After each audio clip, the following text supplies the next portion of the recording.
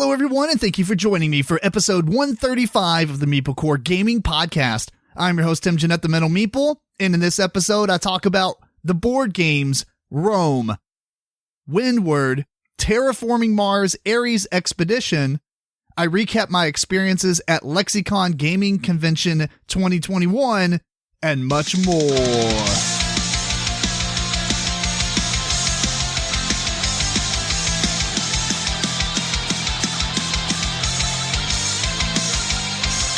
Alexa, ask a random question. Here's a question for you. If you had to become an inanimate object for a year, what object would it be? A sword. A sword gonna be slicing through people. I don't know. That's a weird question. I mean, maybe a game console? I don't know. I like the sword idea. That's kind of neat. Although in this era of time, you're just going to be propped up against a door or some corner of a room, hung up on in the sheath on the wall or something silly. You're not going to really see combat or anything.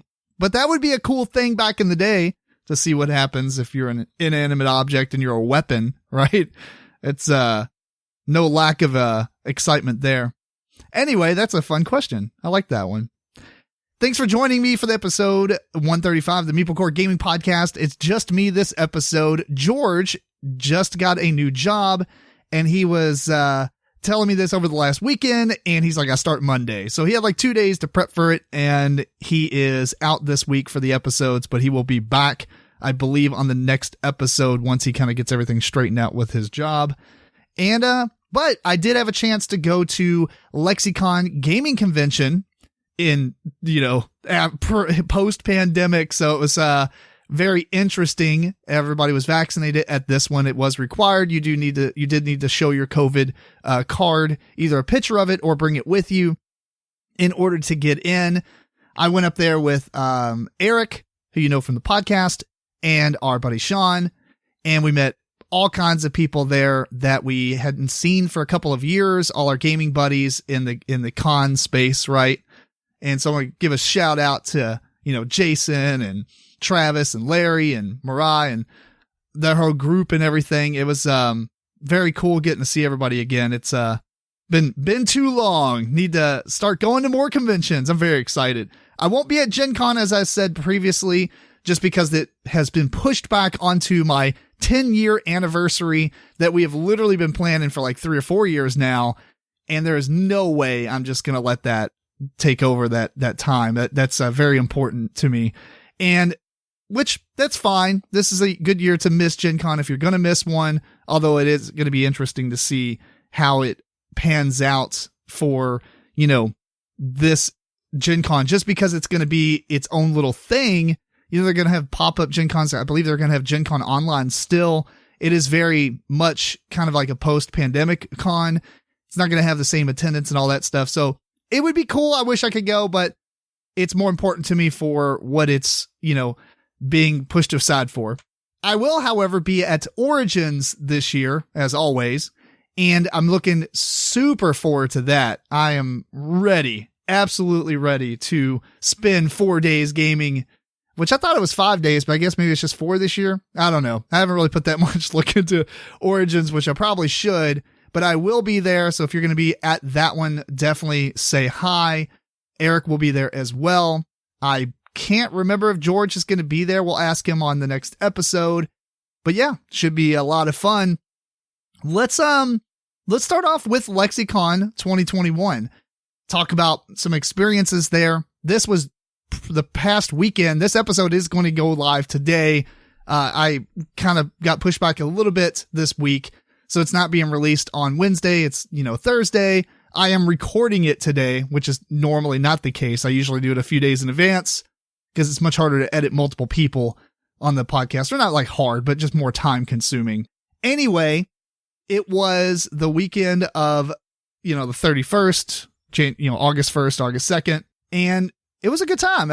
It was, a really cool, I don't know, I guess like a starting back off point, you're not just like jumping straight into Gen Con after a few years or anything. This is, this convention's only about 500 people. I believe that's actually what they set the max at. Normally, I think they've got about 750 or something. This is at the Clarion Hotel in Lexington, Kentucky. That's why it's called Lexicon. Get it? Lexington, Anyway, it's much harder to find that online. You actually have to type in Lexicon Gaming Convention if you want to find this stuff. And I will say that it is, I like the convention. I like the owners and the people who run it and all that stuff. There is a little bit of growing opportunity on certain things, such as there's a little bit of inconsistencies with the play to wins and some of the, different various prizes they give out, but they give out a ton of prizes. It's just interesting that, like, on Friday you can, and I completely agree with the way they fixed it on Saturday, because we voiced this concern years ago. So it was kind of weird that they changed it back on Friday, but you can play as many play to wins you want and still win as many. So if you're not familiar with play to wins, basically they have a lot of games that were donated or whatever from different companies, and you can go check them out. You can play the game. You can put your name in for a prize at the end of the night, which was really early. Honestly, it's like 6 p.m. They start getting the games and doing the drawings. And even on Friday, it starts, I believe, at 12, maybe 11 a.m. So you don't have that much time, especially games that are like 2 hours and you still have to read the rules and understand it. There's not a lot of people that get entered into the drawings, which is pretty cool because we're really fast at reading and understanding and playing games. But it's unfortunate for people who are, less likely to pick up like a 3-hour game and try to get that out. And on top of that, they only usually have one copy of it. Maybe they have a copy in the library as well. But if you don't, and you just have that one game, it's not likely that a lot of people are going to be in that voting, which is great for those who are in the bag. But at the same time, the people who are not in the bag, I could see them being a little bit upset that they couldn't get their name into that. So I don't know how you would fix that. They do release the names of the games they get for play to wins many weeks ahead of time. So I guess any of those people could have downloaded and read the rulebook ahead of time before going to the convention. But not everybody's gaming group is that dedicated to learning stuff on the fly. I don't know if anybody's really complained about it, so maybe it's not a big deal. But it is kind of silly that you could win multiple copies of play to wins. If you played 7 or 8 play to wins, you could literally win all of those. And it's just, I'm glad that Saturday, even though our names got called multiple times, I am glad that they changed it back to where it's one game per person. Although if you do win another game, you can swap it back out. If you win a really small card game and then they announce like something bigger, like, a few minutes later, you can trade it in for the bigger item or whatever one you want to keep. So I do like that.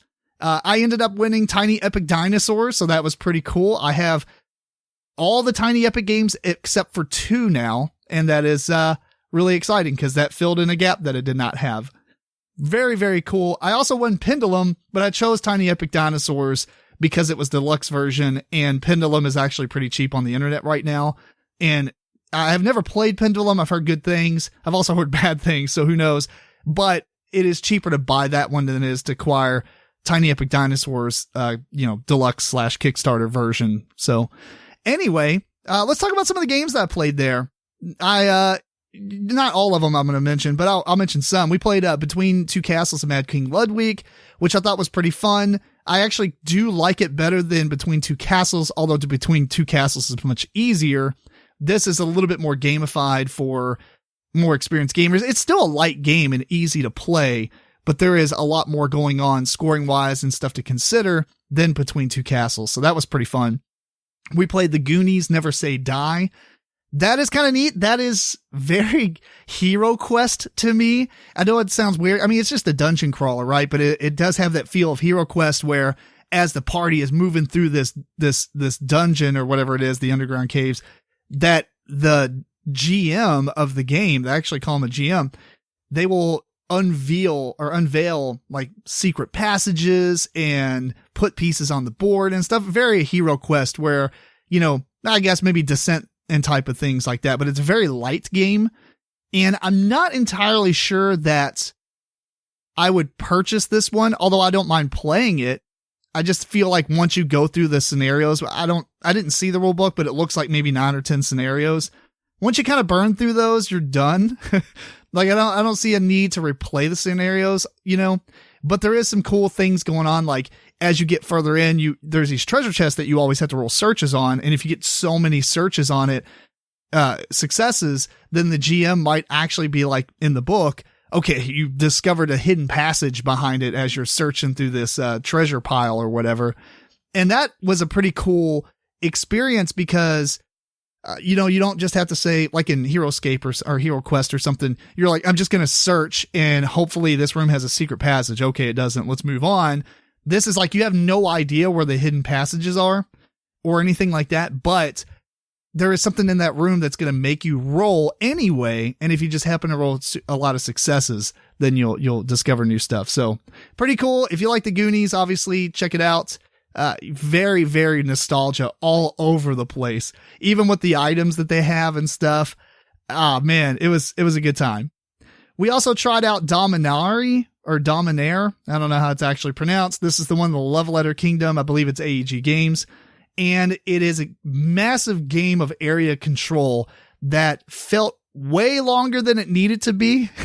It's like 7 rounds, but the way the game is made and the way it's structured and everything seemed really fun. We actually did not finish this one because it's that long.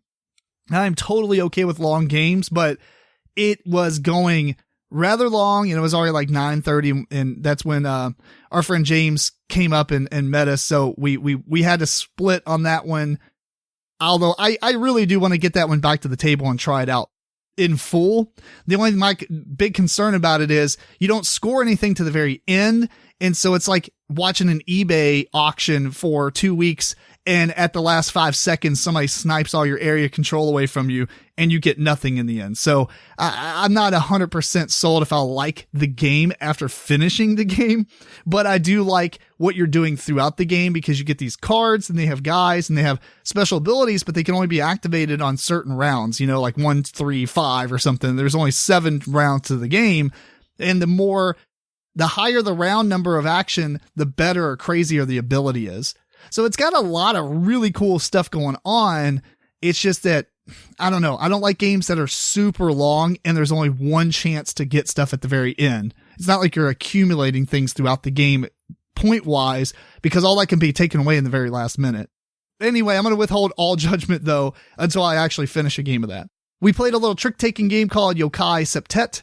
And, it was crap. I mean, it was not enjoyable. There's so many trick taking games that destroy this that it's not even worth mentioning, what's going on. It's the same thing where, I don't know, the 7s. The only thing it really had interesting is there's like 6 different suits, which was problematic because everybody has like a copy of every card type of deal. And I don't know, it just didn't make for a good trick taking experience, but each suit had like a starting number and an ending number, but it was different, right? So like whatever, the blue might be like 3 to 8 or whatever. And then the red is like 5 to 9 or whatever, so it escalated like that. But the only cards that scored were the 7s.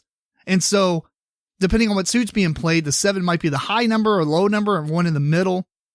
That's kind of neat, but I don't know. I just felt like as the game went on, there's really no interesting decisions to actually make. It's very, well, you should just do this. You have no choice, right? And if you are good at counting cards, at least to remember like maybe what high numbers have been played, you don't have to remember everything. Then the game basically just goes autoplay after 1 or 2 rounds. It's okay.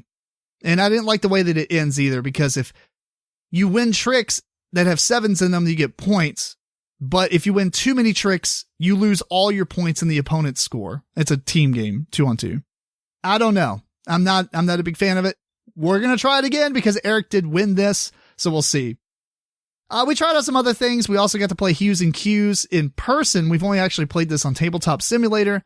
Such a good game. If you want a party game that is just kind of nonchalant and you don't have anybody in your party or gaming group that has any kind of colorblindness, this is a fantastic game. I highly recommend it. This is one of the best things that the Op or USopoly has actually came out with. They've got some good stuff anyway, but this is just a really, really good party game.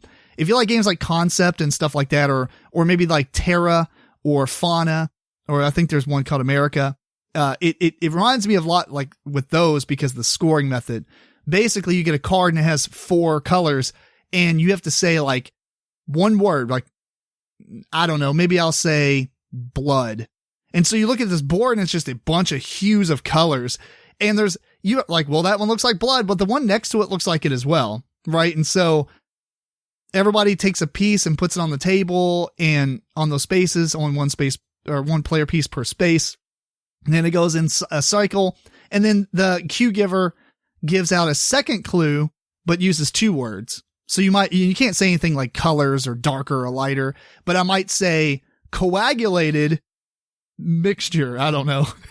Coagulated blood, even though I could say a different word than blood, but maybe that means, oh, wow, he said blood, but he really wants it to be a little bit darker, right? So you use the word coagulated. Well, I said it right the first time, but whatever. Anyway, really good game. I would definitely check that out. I am 100% going to purchase that one. Anyway, we did some other stuff, and I bought a lot of games from different sources. The Rusty Scabbard from Lexington was there, and they had a bunch of demo copies and extra copies of games that were open and things like that. I picked up a handful of games from that. That was awesome. In total, there was also a flea market that we bought some things from as well. I'm not going to name where I got it at the con, but just a list of stuff I bought that was pretty neat is I got a couple of the Exit games. Never played those, but we did playing one at the very end, and it was really good. I do like it a lot. Well, I might talk about it more. There's way cooler puzzles, I think, in the Exit games than the Unlock games, but the Unlock games are super good. Obviously, you can trade them off afterwards. They're not just a pile of rubble at the end because you cut things up and drew on things, but there's a lot of cool puzzles in the Exit games. And I'm looking forward to playing the other ones. I have 3 now. We've played 1. I obviously got Tiny Epic Dinosaurs. I got Villages of Valeria. I got Pick and Pack. It's a little 2-player game from Z-Man, I believe. I got the Kickstarter version of the Archmage game. I was looking forward to getting that. The River, which sounds like a pretty cool game for my son, maybe in a year or so. Sewer Pirates. Sounds like a pretty cool game. Actually, it's a very, I guess, obscure, like German game. I got that from Jason. I also got The River from him, and then Okanagan from him as well. So I'm looking forward to playing those. I bought Arena for the Gods, Gunkimono, Abandon All Artichokes, and Starship Samurai, and most of those are like $5 to $10 a piece. It was a really awesome convention for used games. I'm very excited with the little haul that I walked away with. So overall, I had a really good experience with Lexicon 2021. I will say, though, that the Clara Hotel is trash. It is so bad. I really hope that they decide to go to a different hotel that has a better space. Here's the thing. The space that the convention's being held in, that space is fine. It's a little bit of a weird shape and things, but for the most part, it's okay. The rooms themselves, however, are trash. There was hair on the bed. There were paint peeling off the ceiling. I mean, man, like the rust was all over the intakes and stuff for the air returns. It's a rundown. I mean, pieces of wood look like termite damage and they were just like falling apart. I've never seen a wasp nest that was about 6 inches across. It's like, that had to have been there for a while, guys. Knock that thing down. And I mean, they had like industrial mouse traps in the hallway as you're walking through, and they didn't do a very good job at like cleaning up room service. There was this big massive platter in the middle of the hallway once when we were walking by, and it was still there almost 24 hours later. So somebody just got sick of it looking like crap, so they put a towel over it. It's really bad, guys. Like, that is terrible.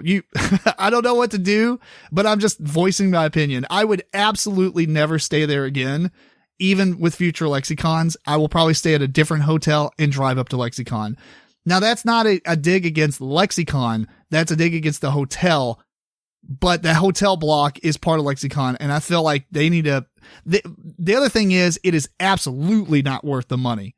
In comparison to hotels that were, within walking distance almost, and like definitely a 2 to 3 minute drive, it gets absolutely destroyed. It's ludicrous, the amount that they're charging for this. Sorry, but I'm not just going to hold back. I don't care who I'm talking to. That's a trash hotel. Needs to be, I hope they do something about it. It was still like that before the pandemic, so it's not the pandemic that really run it down. I've heard this for many years, and this is the first time I've stayed at the hotel for Lexicon because I live like 40 minutes away. I could drive back and forth. It's not that big of a deal, but it's so much easier just to stay. And it's not a good hotel for the rooms. And the joke of a breakfast, that is the most horrid food we've ever had. The coffee is absolutely disgusting. I'm glad it's free because that would be, I mean, I guess it's part of our money for the hotel room, but I don't ever consider continental breakfast as part of my hotel fee. I just consider it like a freebie, right? So anyway, I'm not going to dog it that much more, but it is blah.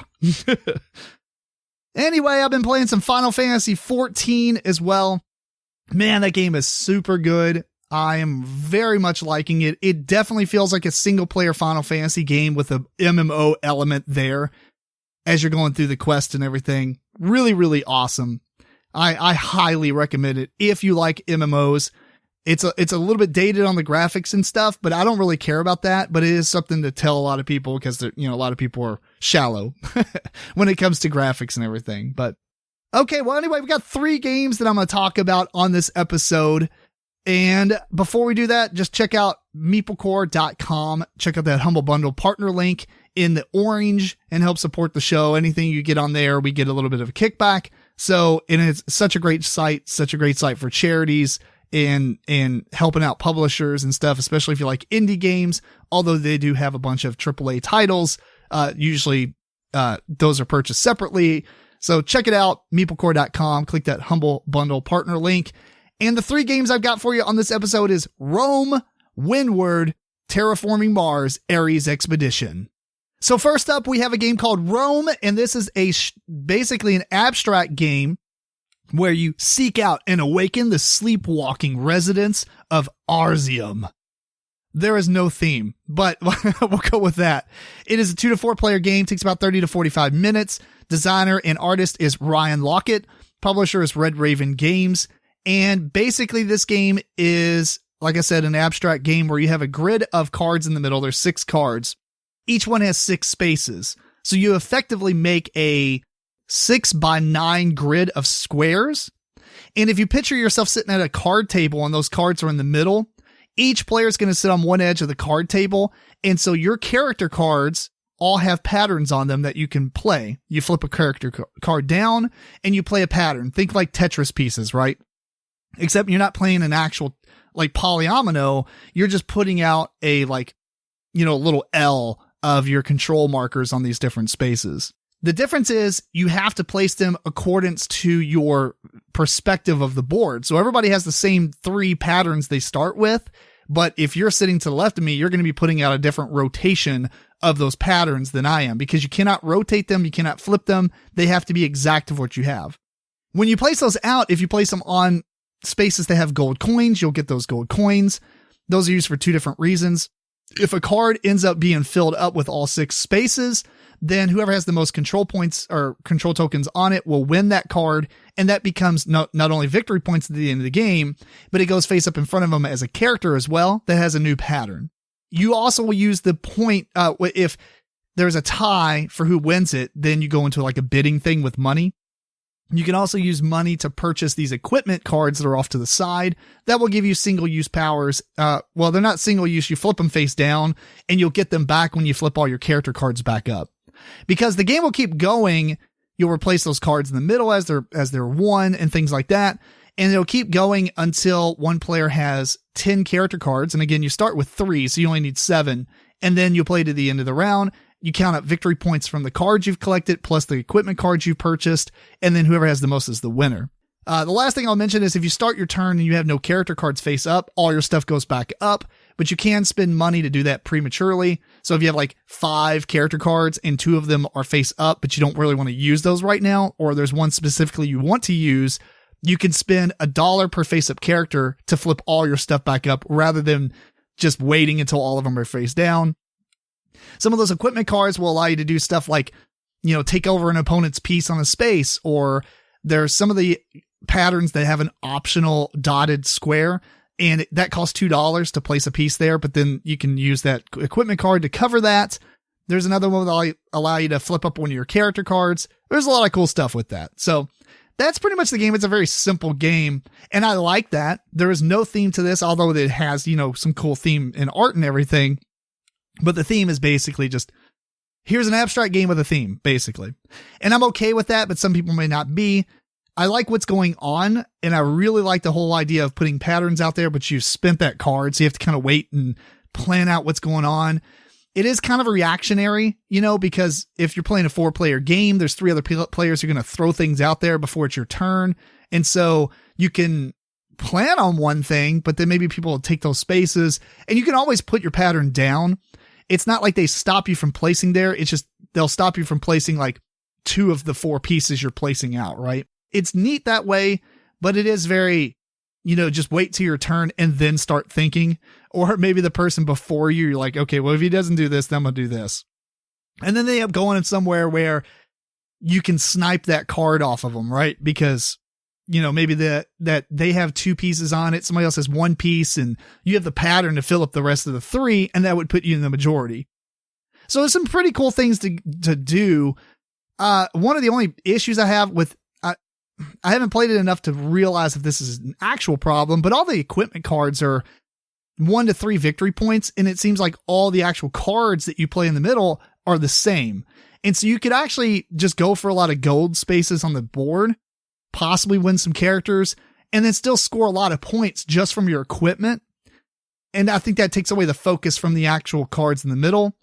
But maybe it's a cool strategy, because as you collect a lot of character cards, you have to burn through more patterns before you get to reset and do all those again. And if you have more of a mix of character cards and equipment cards, maybe that will help balance out the fact that if you have a lot of character cards, you kind of have a disadvantage because you have to play so many different patterns before you get to use the ones that you like or seemingly work out better for you that game.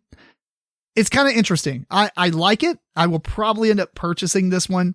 It is, really, I didn't know it came out in 2019, and, I'm sad that I didn't know anything about it. This is pretty good. It's good for a little abstract. It's a very light, fast, quick game, easy to teach. The only other thing I would mention is that when you flip over the character cards, what happens is like the artwork, the character is no longer there, but it is kind of hard to, if you're at a glance, to tell which ones you've used and which ones you haven't used.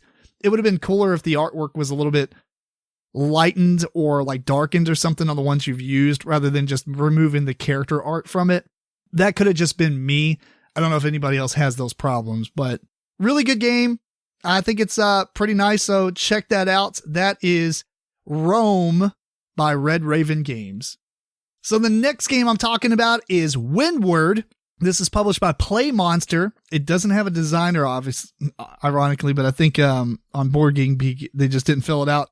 No, it just says Harness the Wind Master of the Skies. Who knows who designed it? But the artist is Justin Spice, and it says, become the most notorious sky captain by harnessing the wind and hunting leviathans. Basically, this is Moby Dick in the sky. It really is, man. You've got a ship, you're flying around in the sky above the clouds, and you go and harpoon these flying whales called like screeders or something.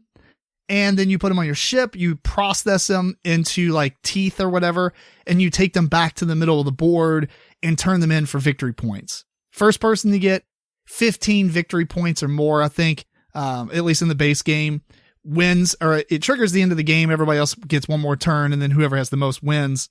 There's some other stuff that's going on. I won't go over all the rules, but basically on your turn, you have a player board, right? And on your turn, you're either docked at the trading post in the middle of the board, which is like a miniature that's floating, right? Or you can leave that, move around on the board to go fight these sky whales. In addition to that, you can do as many actions as you want. You can move your ship. You can play these little give order commands, which are these little busts of captains that you put on your ship on these different spaces, like worker placement kind of. And it does stuff like it might give you more. It might let you take one of your longboats, which are these small ships. They have to fight the gray whales. Your ship itself has to fight the red whales because of an elevation difference or whatever.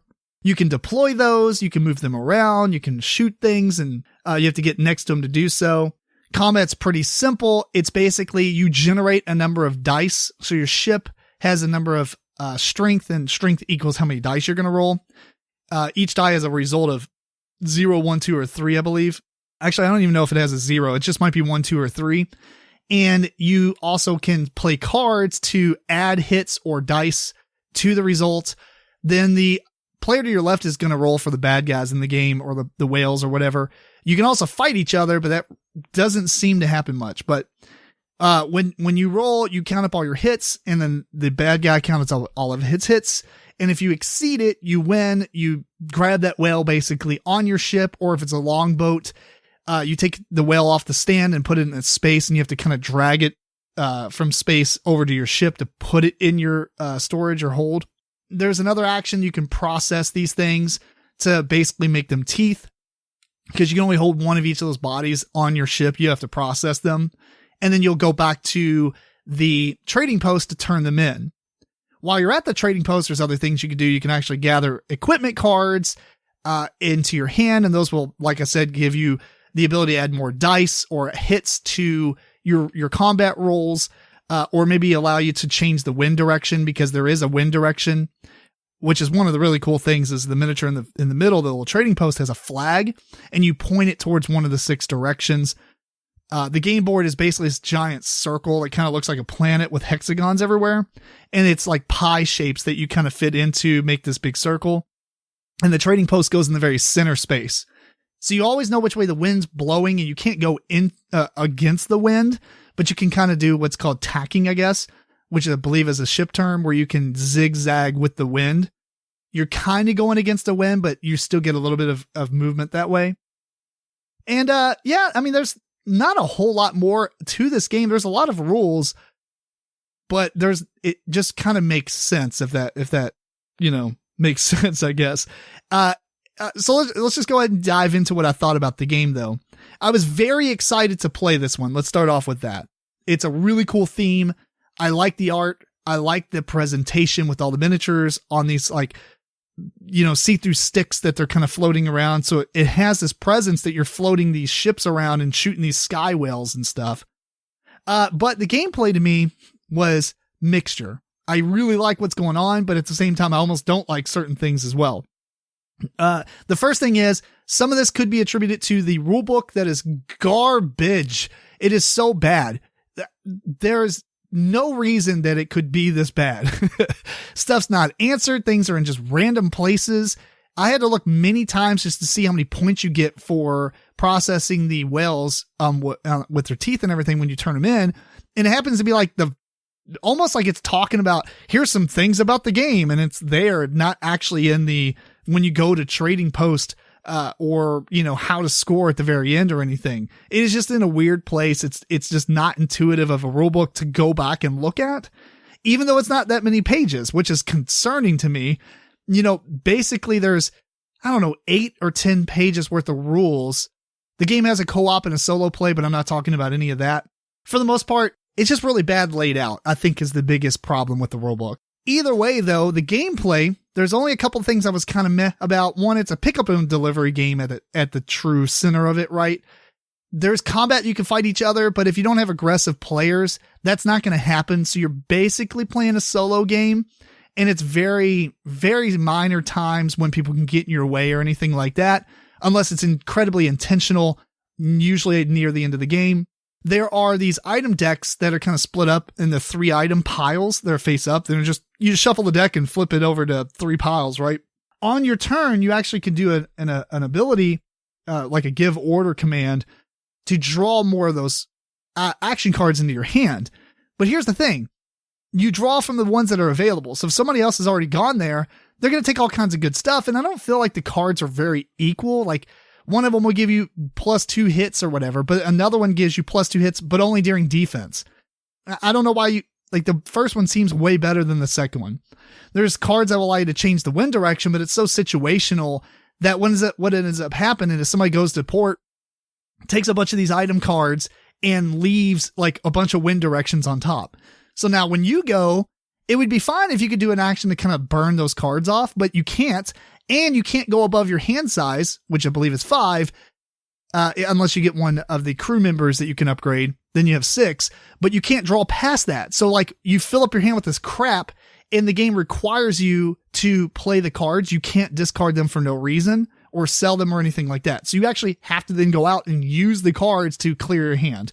I thought like that was very clunky and it wasn't very rewarding just because it's kind of a luck of the draw of who gets to pick what out of the item decks. Even though you get to see the top card, it's just you happen to get a better draw and get more cards that are going to work for, rolling and getting results and stuff. Now, realistically, I can still go out there and dice the crap out of the bad guys or whatever and get really good results, but I just didn't like the way the item cards were handled. But everything else in the game was actually pretty good. I liked moving around against the wind. I mean, that wasn't that restrictive, but it was something to consider. And I like the fact that you're sending out these little longboats and they're kind of like towing things back to you. It's pretty cool. It is great for what it is.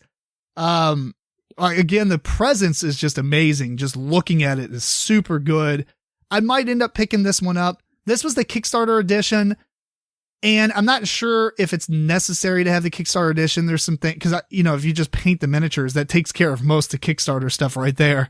Because it did have, like, I guess, washed miniatures and, like, different colored plastics to make the ships, where I think in the retail, it's all one color, blue ship, red ship. But if you paint them, that's not a big deal. The insert to the game was kind of blah.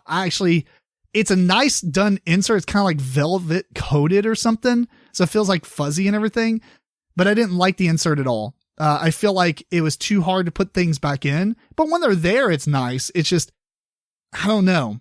I worry about turning it onto its side or anything like that. It's really hard to get everything back in there properly. It takes a long time. So I'm mixed on that insert, but the other thing I'll mention about the game is you get to do a lot of stuff on your turn, but your turn's still only a few minutes. I'm going to move. I'm going to do this. I'm going to spend all these cards. I'm going to roll for combat. I'm going to go back to port, process this thing and go back. You can almost do every bit of that in one turn if something's close enough to the trading port. And it just feels rewarding. It's not just like move 3 spaces, pick up cube, move 2 spaces. I didn't get back. So if you like a pickup and delivery game with a little bit extra, this is one to check out. It does have combat.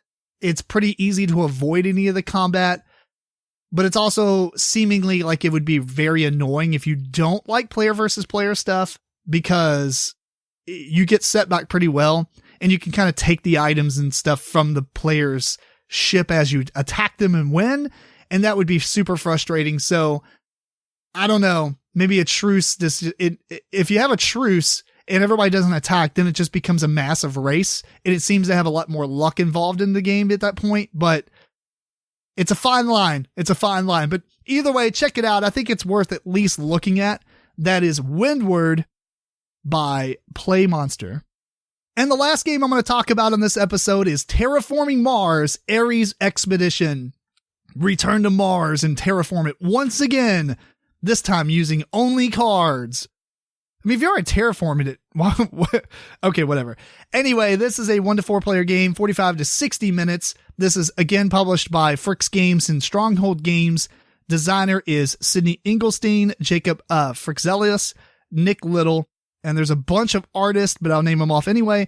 William Brickler, Garrett Kaida, Nilo Mendoza, Justin Norge, and the other ones are hidden, but anyway, there's more artists. We're going to wait to compare this to Terraforming Mars here in just a second. There's also a ton of information out there about this game, videos on explaining it and all that stuff. I'm not going to go super deep into it. I'll just very quickly give you a rundown of how the game is if you've actually never played it or looked into it at all. You don't need to know Terraforming Mars, although it does kind of speed up the learning process because it is really just the card portion of it with a little bit of a difference. Anyway, there's 5 phases to each round. There is the green phase. I'm going to do these in order. So green phase, you get to play green cards. The blue-red phase, you get to play blue or red cards. There's a blue phase in which you get to play actions that come on blue cards. There's a orange phase in which you get to produce and get resources and money. And the last phase is research, which allows you to draw more cards from the deck. Every player has these 5 cards. They put one down in front of them, flip them over. whatever results are there, those are the phases that will happen this round. If any of the phases weren't selected, those will not happen. Every player gets to do every phase, so this is very Race for the Galaxy. So if you flip out the green phase, everyone's doing the green phase, but if you happen to have played the green card, that phase, you get a bonus. There's a bonus for each of the cards, so it depends on what you want from them. Like, for instance, during production, if you played the production card, you get extra money. If you played the red-blue card or whatever, they actually have names to them. I'm just throwing colors out there, but the red-blue card allows you to play a second card that's red or blue. Stuff like that. That's literally most of the game. There's a player board in the middle that has, or not player board, but a main board in the middle that has these 9 ocean tiles on it. Some cards will allow you to flip those face down or face up, and you'll get a special ability from it, or like a special thing, like draw extra cards or get some other things. And there's also, just like in Terraforming Mars, there is the oxygen and the temperature track. And if all 3 of these things complete, the game ends. So if the temperature track goes up to the top, the oxygen goes up to the top, all the ocean tiles have been flipped, that will end the game.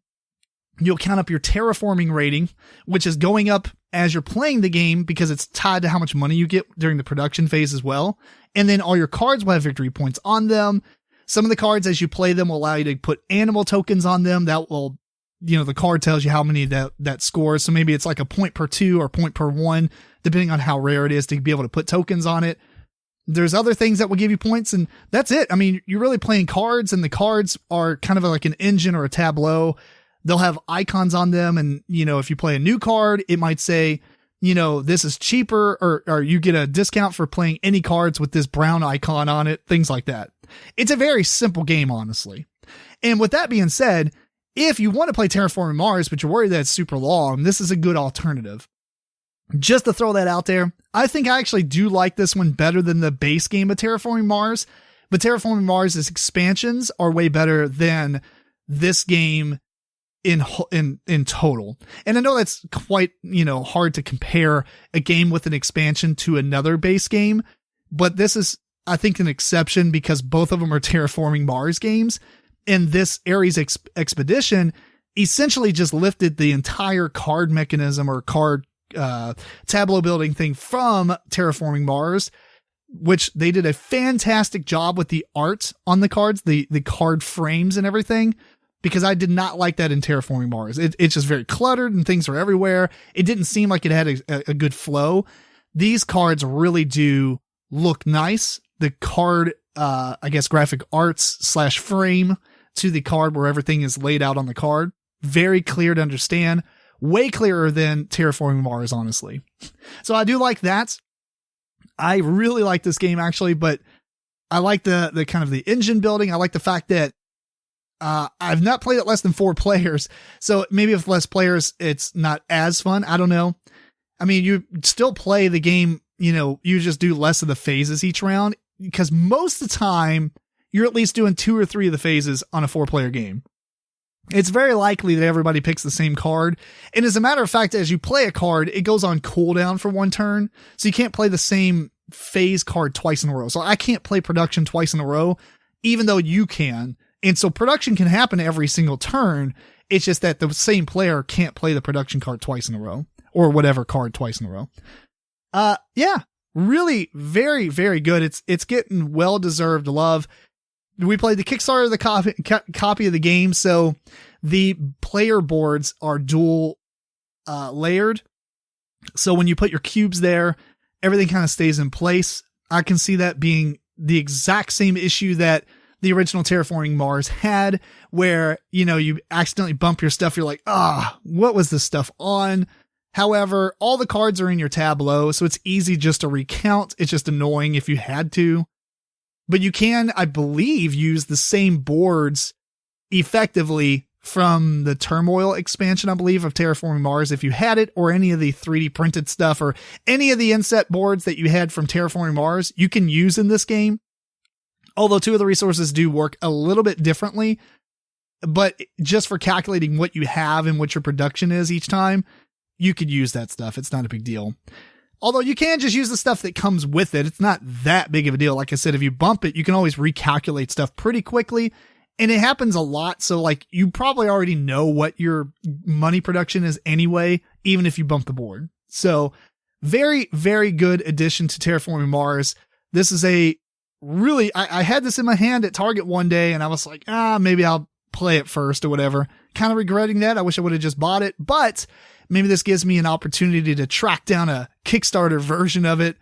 Although I don't know if there's any really major reason to get the Kickstarter over the base retail copy other than the dual layer boards, but I have all the stuff from Terraforming Mars. So I don't know. What do you think?